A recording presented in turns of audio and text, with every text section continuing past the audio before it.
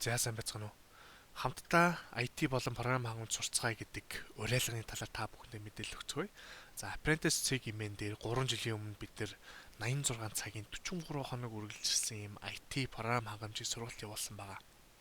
Тэр нь болохоор 43 хоног өдөртөө 2 цагийн сургалт хичээлтэй нийтдээ 86 цаг болсон тийм сургалт байгаа. Тэрийг одоо ингээд үнгүү цацж байгаамаа. Монгол ард иргэдтэй ингээд үнгүү хамтдаа IT сурцгаая, хамтдаа програм сурцгаая гэдэг уриалганы доор.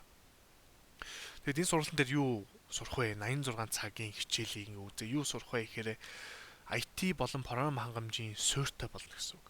Тэрний бүх одоо хэрэгцээтэй зүйлийг анхан шатных нь бүгдийг ингээд наривчлаад заагаад өгсөн байгаа. Тэгээд эдгээр сургалтууд маань болохоор 3 төсөлтөөр ингээд хуваагдаж орсон байгаа. Нэг нь болохоор хамтдаа Cygnet, нэг нь Судар Wiki, нэг нь болохоор Apprentice C юм байна. Эхний 15 нь хамтдаа дээр, дараагийнх нь 15 нь Судар Wiki дээр, дараагийнх нь 13 нь Apprentice C юм дээр орсон байгаа. Тэгээд яагаад вэ гэхээр энэ 3 сайт нь, энэ 3 төслүүд нь бүгдээрээ энэ IT болон програм хангамж сурья гэдэг хүсэлтэй байгаа хүмүүст маш хэрэгцээтэй төслүүд байгаа. За тэгээд одоохондоо болохоор энэ сургалтыг ингээд цаашаа гүнзгийрүүлээд сурья. Тийм ээ. Танхимаар явагдаж байгаа юу гэхээр маах одоо 2 сарын яг адилхан тийм сургалт явагдаж байгаа. Гэхдээ арай гүнзгийрүүлсэн. Ажлын байранд бэлдэх. Тэр нь болохоор яг адилхан 7 хоногт 2 өдөр орно. Тэр нь хагас сайн бүтэн сарнд ордог. Тэгээ 2 сарын 8-7 хоногийн тийм сургалт байгаа. Тэгээ та бүхэндээ амжилт хүсье. Асуух зүйл байх юм бол хамтдаа Cygnet дээр орж асуугаарай. Танхим сургалтын талаар мэдээлэл авъя гэх юм бол Apprentice C-ийн дээр орж мэдээлэл аваарай. Тэгээд өөр асуух зүйл байвал коммент үлдээгээрэй. Бид нэр зав гарах юм бол хариулж өгье. Боломжгүй бол мэддэг туслах бол хүсэлтэй байгаа нэг нь хариулаад өгөх байхаа. Амжилт хүсье. За. Интернет гэж юу вэ? Гэж бид энийг одоо өнөөдөр суурья. За, интернет гэдэг үг чинь тийм ээ, интернет гэж интернет дотор хоёр төрлийн одоо интернет гэх юм уу? Интернетийн ангилал байгаа. Тэр нь болохоор интернет, тэгээд intranet гэж хоёр байгаа. За, бигээс заавраа сонгоцгоё.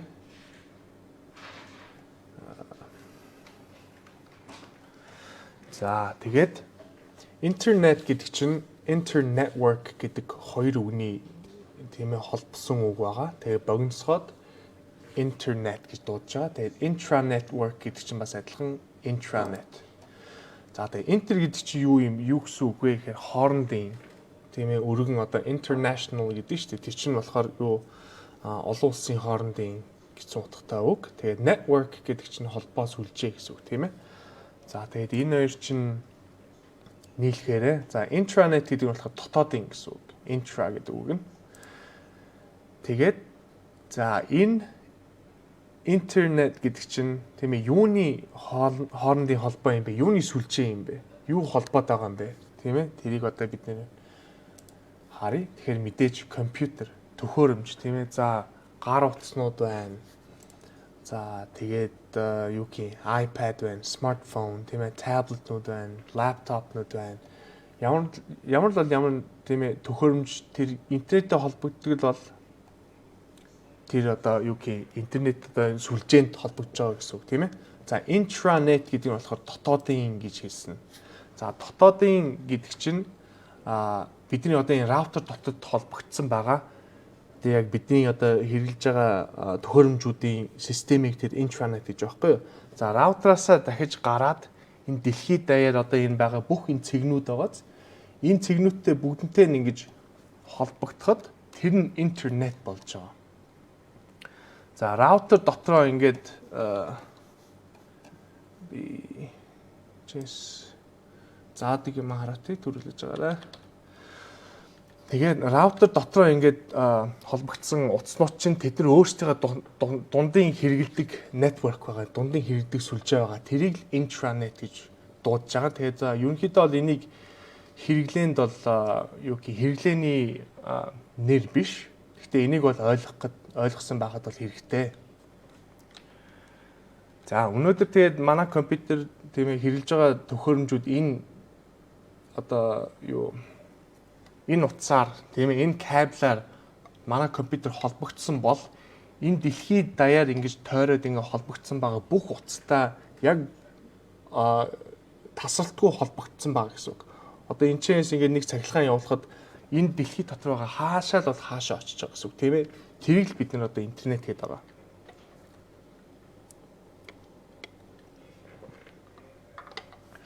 За тэгээд интернетийн протокол гэж юм байна. Тэгээд тэр нь юу гэнэ вэ гэхээр за интернет гэдэг чинь хоорондын холбоо гэсэн үг шүү дээ тийм ээ. Тэгээд протокол гэдэг чинь тогтоол гэрээ бүртгэл за хоёр хүн ингээд хоорондоо ингээд холбоо хийгээд сүлжээ хийгээд тийм ээ сүлжээ байлаа гэхэд тэр хоёр заавал хоорондоо ингээд тохирж байж тэгж холбогдох ёстой. За хэнийг ээж мэдхгүй хүмүүс бол хүмүүсийн дунд холбоо үүснэ гэж бол байхгүй. Тэрний интернетээр байгаа бүх тэр холбоог одоо тохируулдаг юмыг одоо интернетийн протокол гэж дуудаж байгаа. Тэгээд энийг богиностой IP гэж хэлдэг. Тэгээд энэ болохоор хоорондын холбооны бүртгэл гэж ойлгох хэрэгтэй. Энэ бүх цэгнүүд одоо дэлхийд дээр байгаа энэ бүх цэгнүүд хоорондоо ингэж холбогдоход энэ протокол, энэ бүртгэлд орж, энэ сүлжээгээр дамжиж тийм ээ. Энэ гэрээг одоо дагнж хоорондоо холбогддог гэж ойлгох хэрэгтэй. За тэгээд энэ арал дээр байсан одоо юу гэх энэ хоёр тийм ээ одоо жишээ нь Америкаас энэ Япон руу хооронд холбогдоход далай доогуур ингэж яг юу кабель явж байгаа, шилэн кабель. Энэ турбан дотор ингэ багцаараа байдаг тийм ээ нэг шилэн кабель гэдэг чинь одоо нэг шилэн кабель дотор дахиж одоо 5 6 шилэн кабель дотор ингээд юу турбан дотор явж байгаа. Тэр турбан дахиад 5 6 шигээр ингээд энэ дотор явдаг байхгүй. Тэгээд ер нь бол энэ бол жинхэнэ боддоор интернет. Энэ болохоор дэлхийг ингэж одоо тийм ээ холбож байгаа.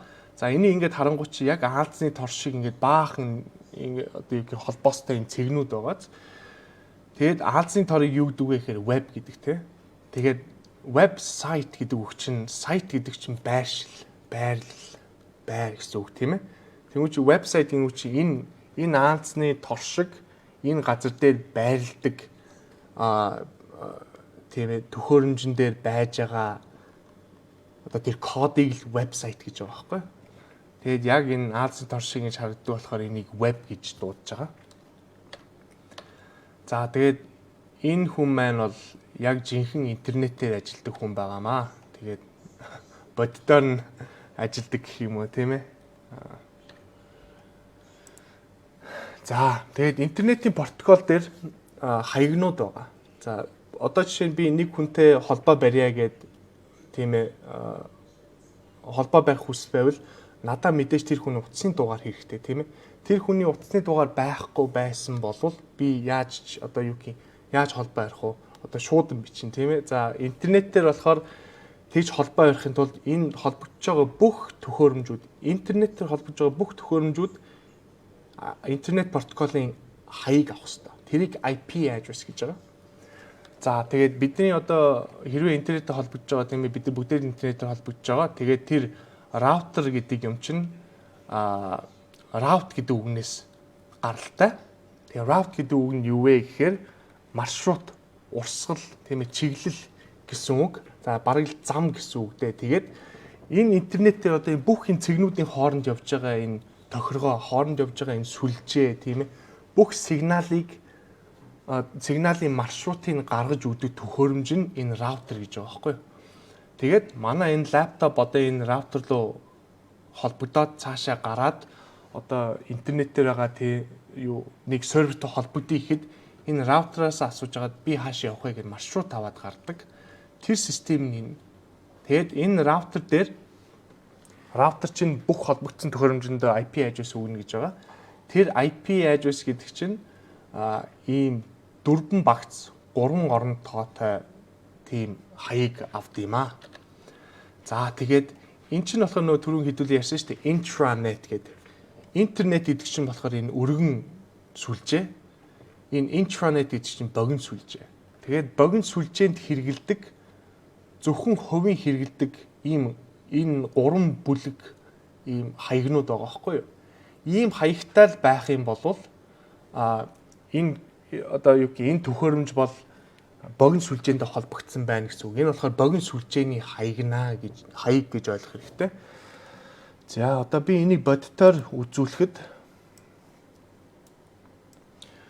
за Windows дээр байгаа хүмүүс command prompt гэдэг энэ програмыг онгойлгож болно. За тэрийг яаж яах вэ гэхээр starter дээр жагаад CMD гэж бичингүүд command prompt гэж гараад ирнэ. Тэгээд за хэрвээ та нар Mac хэрэглэж байгаа бол Mac system дээр terminal гэдэг байгаа. TERMINAL. Ийм terminal-ыг нэг command space дарахаар та нар өөрсдөө нэг аппликейшнуудыг хайдаг шүү дээ. Тэрэн дээр дарж байгаа terminal гэж бичгээрэй. Тэнгүү чинь бас яг ийм адилхан ийм хар дэлгэц гараад ирнэ. За энэ одоо зүгээр анивчж байгаа энэ цэг байгаа. Эннээс бол ерөөс айх хэрэг байхгүй. Энэ дээр заавал юмаа мэджиж бичжиж тийм ээ ямар команд оруулах уу гэдгийг мэджиж л энэ дээр бичжиж энийг удирдна гэсэн үг. Одоо би зүгээр хамаагүй ингээм юм бичээд тавихад энэ бол ямар ч нөлөө байхгүй. Тийм учраас энэс бол айх бол ямар ч хэрэггүй шүү. Тэгээд энийг бол бид нар Linux гэдэг системийг бол хэрэгжилж сурна. Тэгээд дахин хэлэхэд энэс бол айх хэрэггүй шүү. Бид нар одоо энэ дээр яг ямар команд хэрэглэдэг, ямар юм хэрэглэдэг гэдэг бүгдийг заагаад өгнө. Тэгээд хин л бол хин энийг мэдсэн тохиолдолд тийм ээ өөрийнхөө ядаж интернетийг шалгацдаг, өөрийнхөө ядаж интернетийг засчдаг тийм ээ тийм боломжтой болно гэсэн үг. За тэгээд одоо би энэ дээр нөгөө бид нар IP гэсэн чинь интернет протокол гэдэг. За IP тэгээд config гэдэг чинь configuration гэдэг үгийг богиносгосон байгаа байхгүй юу? Одоо чи би өнөөдөр зөвхөн IP-гаа шалгахын IP одоо интернетийн протоколын хаягийг шалгахын тулд configuration гэд бичээд авахгүй тийм ээ байнга бичээд авахар чинь маш цаг алдаж байгаа. Тийм учраас энийг богиносгоод ингэсэн байгаа. Тэгээ ерөнхийдөө энэ дээр явж байгаа бүх командууд нь хэрэглээний командууд нь ерөнхийдөө ингээ богиносгоод тийм ээ товчхон болгоцсон үгнүүд байдаг байхгүй юу? Тэгээ тэрийг бас маш сайн анзаарж байгаарай. Тэгээд энийг тэмдэглэлийн дэвтэр дээрээ бичиж авч байгаа хүмүүс нь бас дахин сануулхад бичээд аваарай. За IP config гэдэг команд байгаа. Энэ одоо анхныхаа командыг одоо бид нар энэ систем дээр явуулж үзье. Тэгэхэд интернетийн протоколын тохиргоо гэдэг үг тийм ээ. Энийг бүгдийг нийлүүлээд явуулахад за миний дотоод интранетийн хаяг нь 192 168 1 12 гэж байгаа тийм үү. Тэр чинь юу болох вэ гэхээр эн чинь дотоодын холбоо гэсэн үг шүү дээ. Энэ болохоор мэдээж тэгээд одоо хэрвээ таних 10-аар ч эхэлж болно. Эсвэл 172-аар эхэлж болно. Гэхдээ ихэнхдээ энэ систем 192-аар эхэлнэ. Тэгээд ихэнхдээ 10-аар эхэлнэ. За эднийг бид нар дараа нь одоо яг харуулна шүү. Яг яаж хэрэгэлдэг, яаж юу болоод байна гэдгийг бодитоор харуулна. За default gateway гэж байгаа шүү дээ. Энэ болохоор чинь одоо gate гэдэг чинь юу хаалга тийм ээ. Хаалганы зам. Тэгээ default гэдэг чинь одоо үндсэн хаалга. Тэрнийх нь хаяг нь болохоор 192 168 11 гэж байгаа. За 11 гэдэг чинь энэ router-ийнх нь. Router нь болохоор өөртөө хамгийн анхандаа хаягаа өгж байгаа байхгүй юу? Тийм ээ. Тэгснийхаа дараа дахиж нэг төхөөрөмж одоо энэ таблет ингээд холбогдонгууд router чинь энэ дээр дахиж нэмээд 1 2 болгоод өгнө. Тэнгүүд миний энэ одоо хэрэглэж байгаа компьютерийн хаяг нь болохоор 1 12 байгаа байхгүй юу? Тэгээ бодонгууд чинь миний төхөөрөмжөөс өмнө холбогдож исэн төхөөрөмж одоо 11 төхөөрөмж 10 төхөөрөмж холбогдсон байгаа байхгүй юу? Тэгээ минийх 11-т нь болж орж ирсэн гэсэн үг. Энэ раутерын одоо жагсаалтанд тийм ээ. За энэ одоо та нар дагаж хийсэн бол анхныхаа одоо командыг ингэж бид нэр системдээ явуулж үзлээ. За Linux систем дээр болвол Linux юм уу эсвэл Mac дээр болвол энийг бол мэдэж авсан байхад бол ер нь дутхгүй шүү. Маш хэрэгтэй зүйл байгаа шүү.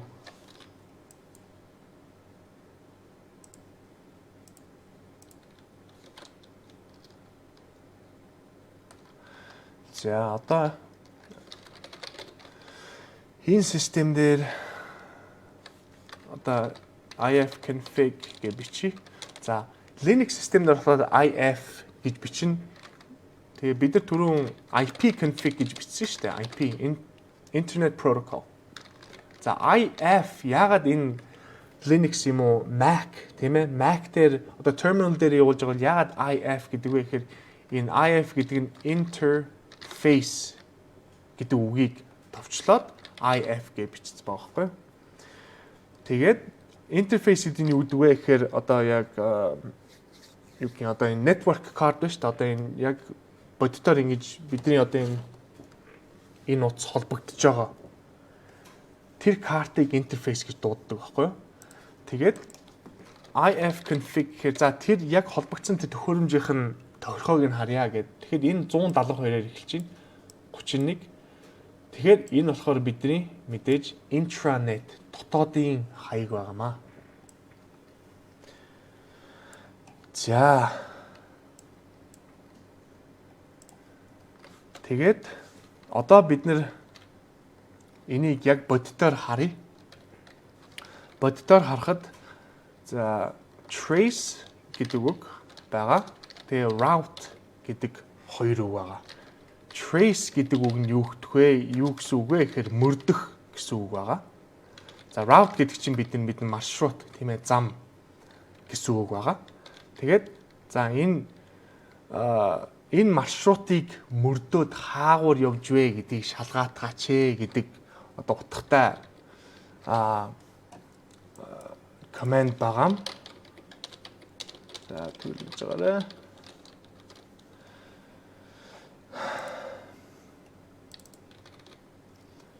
Би браузераа бэлдээтгэе.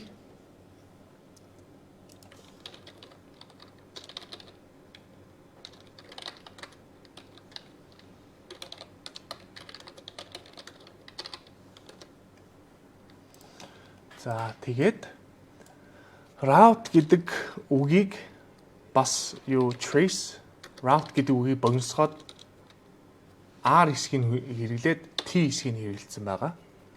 Тэгээд за энэ сервер рүү очиход ямар маршрут хэрэгж байна гэдгийг шалгая. Тэгээд ингээ харахаар за хамгийн түрүүнд бид нэр раутер дээр очиж байна. Раутераасаа гараад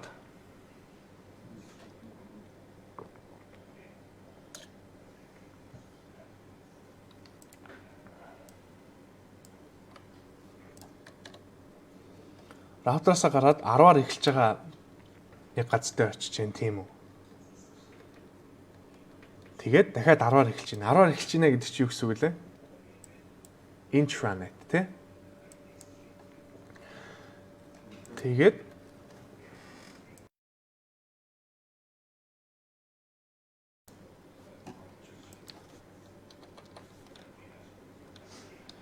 за хүмүүс дэлгэцээ жоохон томруулъя гэж яах шиг байна. Уучлаарай.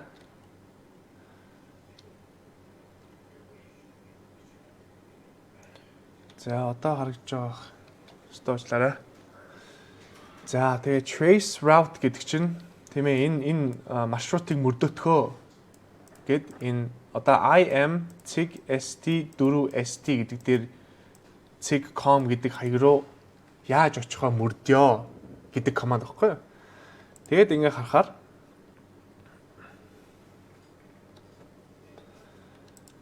за энэ 10 гэдэг чинь intranet тийм ээ дотоодын холбоо. Эн чинь тэгэхээр мэдээж одоо Mobicom юм уу тийм ээ Univision тэрний дотоодын систем дотор яваад байгаа байхгүй.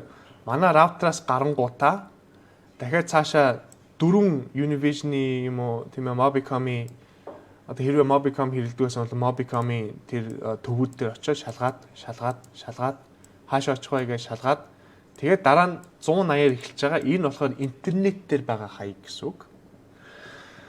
Тэгээд за цаашаа ингэ үргэлжлүүлээд яваад бай. Тэгээд одоо миний энэ өгсөн хаяг нь болохоор хаана байна вэ гэхээр энэ болохоор Нью-Йорк хотын Нью-Йорк Сити Америкт байгаа сервер дээр очиж байгаа. Сервер дээр хадгалагдж байгаа вебсайт гэхгүй. Одоо сервер дээр хадгалагдж байгаа domain гэсэн үг. Тэр domain гэдгийг одоо манай бид нэр мэдээж сурна. За энийг ялцуулъя. Жохон удаж шиг байна. За тэгээд энийг явж явах хойгоор хэдүүлээ.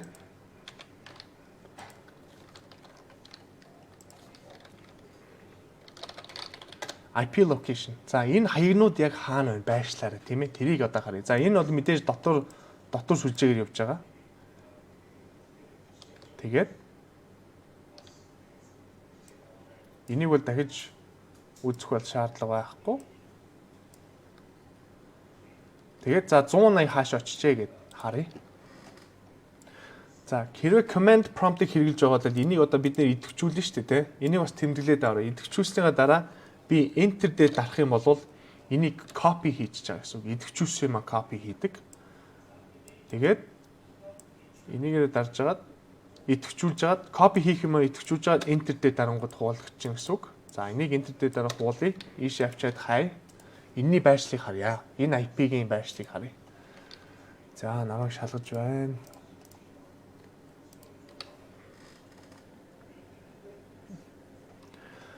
За тэгээд манай дотоод сүлжээний энэ IP-наас гарангуудаа говь алтай Баянгол хотод очижээ. Тэгснэ. За энэ 180 гэдэг чинь ерөнхийдөө ойрхон байгаа IP байна. За энэ Монголдоо ингээд үлдсэн байна. Монголдоо байж. За Монголд энэ бас дахиад Монголд байж магадгүй. Enter-ээр дараад copy хийх хэрэгтэй.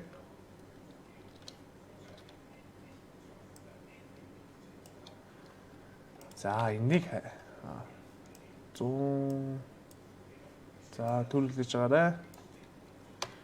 Энийг томсгоцсон чинь жоохон харагдахад хэцүү байна. За тэгээд энэ Монголоос шууд гарангуудаа Хонконг руу очсон байгаа байхгүй юу? Энэ IP нь тэгээд за энэ жоохон тасалж харагдаад ах юм. За ингээд үгүй. За энэ бол Хонконг дээр байсан тийм ээ. Тэгээд энэ бол дахиад ер нь 63-аар эхэлж байгаа. Энэ бол ерөнхийдөө ойролцоо байгаа хаяг байна. 63 за Хонконгд байгаа юм шиг байна. Энэ бас Хонконгд байгаа юм шиг байна. Тэгээд энэ хаягийг хараа 129 гээд өөрчлөлтөд явчих чинь тийм. Enter дээр дарж copy хийгээд энэ дээр хай. Тэнгүүд Хонконг дээр дахиад байж байна. За энэний дараагийнх нь харъя.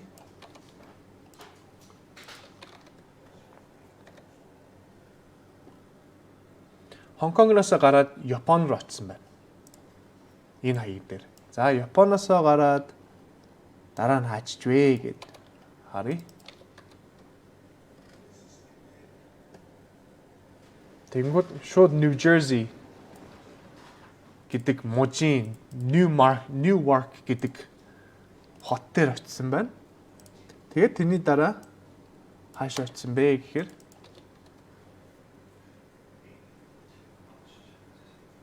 тийм үү. New Jersey-гээс гараад New York мужид очсон байхгүй юу? За тэгээд хамгийн сүүлд хаашаа очсон байна вэ гэхээр энэ IP address дээр байгаа. Тэгээд энэ харахаар New York City гэдэг энэ нэр нь бол мэдээж харагдаж байна. Тэгээд за хамгийн сүүлд хаашаа очсон бэ гэхэд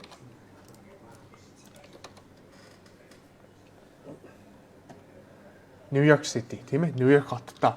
За тэгээд энэний одоо юу latitude and longitude тийм ээ, газрын зураг дээрээс олоход амар болж байгаа. Тэгээд maps гэдэг рүү Google руу ороод харъя. Энэний одоо байрш нь одоо яг хаана байна вэ гэдээ харахад бид нар энэ барилган дээр очисон баахгүй. Бидний өнөөдөр энэ явуулсан энэ одоо бидний энэ шугамаар дамжиж явуулж байгаа сигнал тог энэгээр гүйж байгаа. Тэгээ энэ тог гүйж дэлхийд тойрж жагаад тэгээд хамгийн эцэст нь энэ барилган дээр очиж энэ барилган дээр суурьшиж байгаа сервер дээр очиад мэдээлэл өгсөн байгаа байхгүй юу? Тэгээд энийг trace route гэж байгаа. Тэр одоо яаж явсан, яаж очсон тэр замын мөрд гэдэг команд байгаа. Тэгэд энийг ингээд бид нар харахаар бидний түрүүчийн харж ирсэн энэ зураг тийм ээ энэ бүх холбоосууд байгаа байхгүй юу? Монголоос гарангуудаа доош шууд Хонконг руу очоод тийм ээ. Тэгээ Хонконгоос за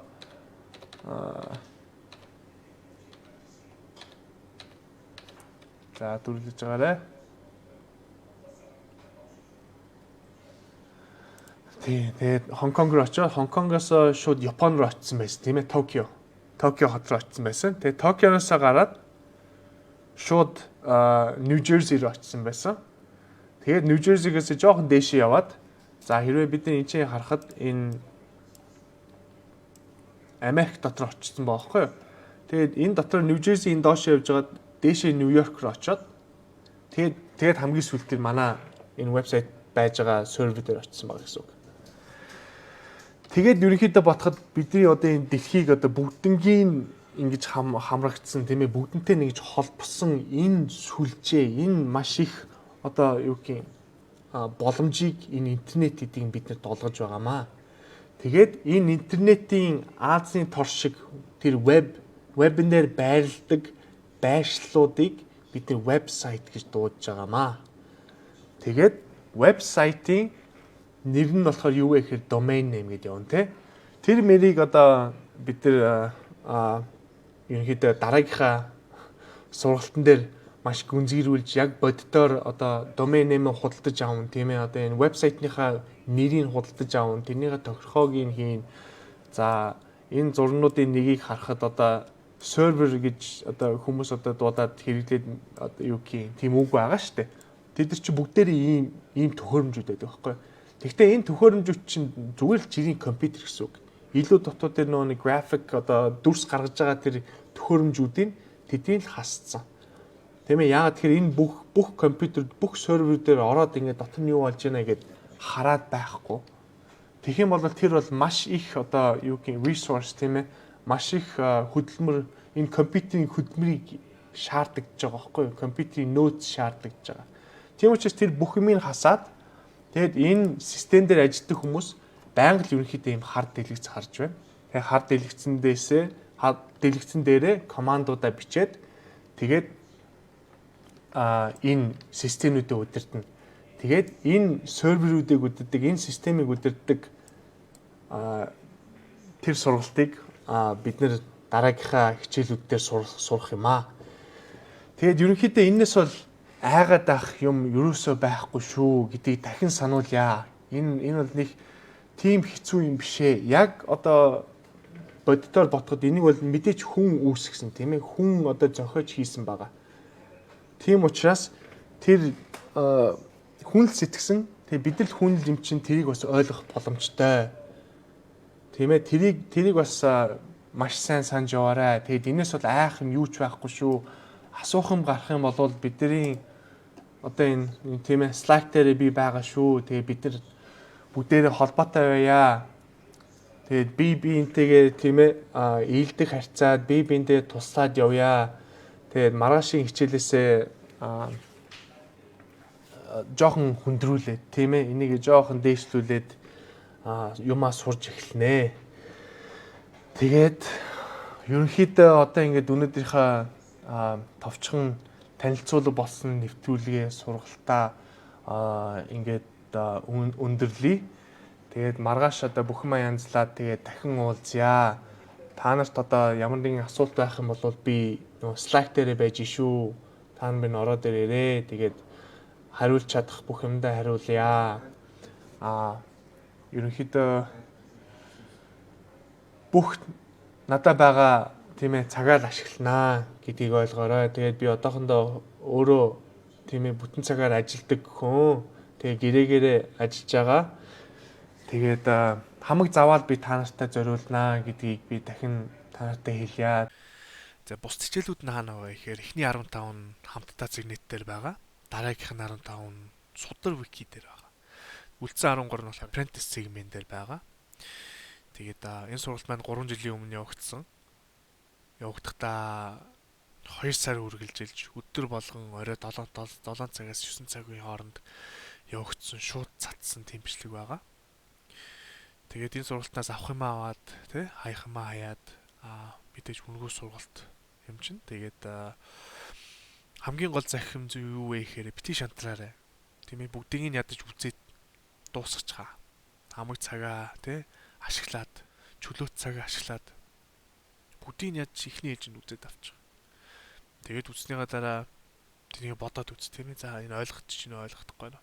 Ойлгохдохгүй байгаа зүйлээ дахиад автаад үз. Энэ үнгүү байж л энийг хизээч устгахгүй. Хамгийн гол нь шантарч болохгүй. Эхнийхээ ойлголтыг аваад эхнийхээ зүйлийг л ингээд ойлгочихл юм бол тэрнээс цаашаа ингээд явхад маш амархан байдаг. Бусдын сурахад айгууд нэг тийм зовоод ах зүйл биш. Тийм учраас дахин хэлье. Бити шантраарай. Бити бууж өгөөрэй. Тэгээд амжилт хүсье. Баярлалаа.